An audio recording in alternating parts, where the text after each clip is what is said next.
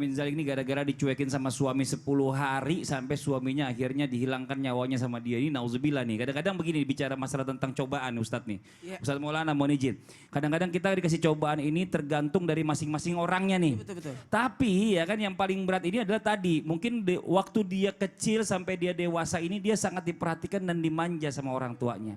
Tiba-tiba dapat cobaannya adalah suami yang cuek, yang nggak perhatian sama dia. Padahal kan ini bertolak belakang sekali sama zaman dulunya waktu dia kecil. Nah ini bagaimana nih ya kan? Apa yang harus dia lakukan ya ketika istri ini butuh perhatian dan kasih sayang suami, tapi ternyata Allah memberikan cobaan dengan memiliki suami yang karakter dan sifatnya memiliki ini sifat cuek dan tidak mau peduli kadang-kadang sama istri. Bagaimana Ustaz? Makasih. Bismillahirrahmanirrahim. Mas Fadli makasih banyak. Ustazah Lulu, Ustazah Sipa, makasih banyak sudah berbagi ilmu kepada kita hari ini. Saya sebenarnya gimana ya, kasihan juga ini. Kenapa sosok wanita tidak sabaran? Cuma 10 hari. Gimana dengan orang-orang, maaf, yang tidak punya suami sama sekali. Yang belum menikah sama sekali. Ini baru 10 hari. Maka mohon maaf, mohon izin tanpa menggurui, tips cerdas menghadapi suami yang egois dan cuek pada istri. Nih, supaya tidak berulang kejadian seperti tadi, ayo berlaku sabarlah, pengertianlah, serta berilah kesempatan suami. Mohon maaf, suami itu jarang terbuka sama istri. Karena dia merasa, kalau dia curhat sama istri, takutnya nanti istrinya lagi down, kepikiran, menambah masalah. Dia tidak mau membebani. Jadi sebaiknya kita baik sangka dulu kepada suami. Kenapa suami saya cuek? Jadi bersabar dulu kenapa suami saya cuek. Ternyata dia mau bikin surprise. Dia mau bikin surprise. Iya, iya. Ulang tahun dan sebagainya. Kadang-kadang gini, beli ini, beli ini. Coba tes. Kenapa sih? Beli ini. Mau beli apa? Beli ini. Aduh, yang mana? Disebut. Suaminya cuek, nggak baca koran lah, main handphone lah, nonton. Tapi tahu-tahu ada aja yang dimintanya itu langsung dikasih. Sebenarnya suami tidak berkata tidak, karena bisa jadi dia mampu. Dan dia bisa jadi berkata iya, takutnya nanti menjanjikan. Kadang-kadang suami itu berpikir seperti itu. Jadi jangan buruk sangka dulu. Kemudian yang kedua, pintarlah dalam mengutarakan perasaan dengan kalimat dan saat yang tepat. Kadang-kadang kala istri itu tidak melihat sikon. Suami baru pulang langsung minta perhatian. Tunggulah dulu. Kayak tadi tayangan yang awal. Oh iya. Iya.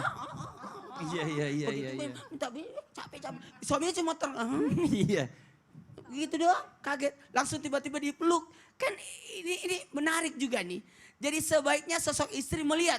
Istri yang baik adalah istri yang tahu kondisi suami. Oh suamiku lagi capek, suamiku lagi... Dia tahu jam-jamnya suami. Dia tahu jam kegiatannya. Dia tahu keadaan mimik wajahnya suaminya. Itulah istri yang baik.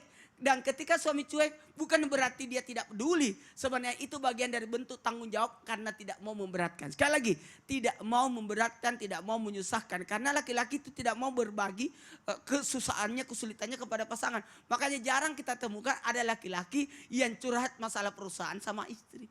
Iya. Tidak. Jarang karena istri nggak ngerti juga. Istri ngurusin yang di rumah. Kalau dia pusing dia. Ada temanku itu jahat banget. Nanti suami istrinya dendam itu datang lagi gitu. Padahal suaminya sudah baikan. Iya. Nah istri ya. Apalagi terakhir ini tipsnya. Strategi dalam berkompromi. Apa? Berkompromi. Iya, masalahnya masih ada makanan tadi di sini. Oh iya Allah. Strategi dalam berkompromi. Bagaimana caranya? Cerdas. Menyiap, kayaknya begini. Kalau mau sesuatu, puji-puji suami. Kalau tidak mampan puji-pujiannya, sebut nama anaknya. Itu anak kita pintar banget. Jadi sebut. Sehingga tertarik. Atau sesuatu hobinya, kita masukkan di hobinya. ikuti dalam hobinya, kemudian masukkan apa yang kau minta.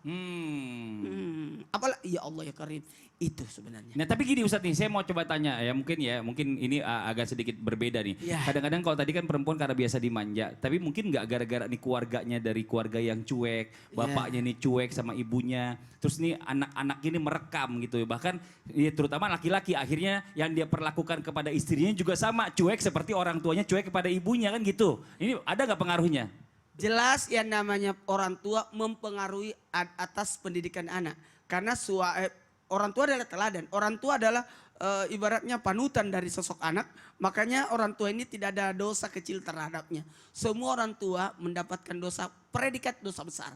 Ada 3 mendapatkan predikat dosa besar, orang tua, guru, sama para pemimpin. Nauzubillah. Karena ada bawahan yang mengikut, Ya. ada ibaratnya keluarga anak yang mengikut, ada murid yang mengikut. Jadi setiap apapun yang dilakukan jadi beban. Karena bisa jadi apa yang dilakukan diikuti oleh anak-anaknya. Iya, oke, iya. Panjang Panjang ya? banget ternyata saya butuhnya jawaban cuma sedikit. Oh, Ini iya. kita mau lanjut lagi soalnya nih. Nah ini buat jamaah yang ada di rumah nih kadang-kadang suka bingung sama kode-kode wanita. Nih kita kasih tips, ada makna dari kode-kode wanita.